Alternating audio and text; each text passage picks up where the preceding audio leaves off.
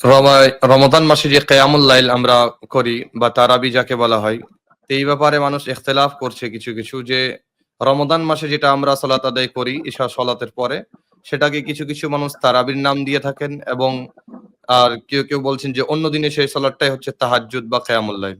তো এটা আপনি কিভাবে প্রকাশ্য করবেন মানুষের সামনে দলিল দিয়ে?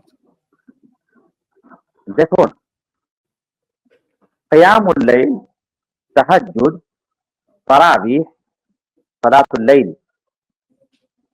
এগুলো হচ্ছে একই নামাজের নাম। কেউ তাহাজ্জুদ বলেন, কেউ কিয়ামুল লাইল বলেন, রমজান মাসে ওটাকে তারাবি বলা হয়। সুতরাং এই সব নামাজগুলোর মধ্যে কোনো পার্থক্য নেই। আপনি আল্লাহ নবী তাহাজ্জুদ পড়তেন না পড়তেন না? পড়তেন।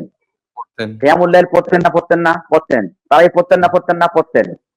এবার যদি এই নামাজগুলো যদি আলাদা আলাদা হয়, 1 মিনিটের জন্য আমি আপনাকে বোঝার জন্য বলছি, এই নামাজগুলো যদি আলাদা আলাদা হয়, তাহলে এবার প্রশ্ন আসবে যে আল্লাহ নবী কত রাকাত তাহাজ্জুদ পড়তেন, কত রাকাত কিয়ামুল লাইল পড়তেন, কত রাকাত তারাবি পড়তেন?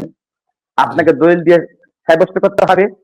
আমি বললাম যে কিয়ামুল লাইল, তারাবি, তাহাজ্জুদ একই নামাজের নাম।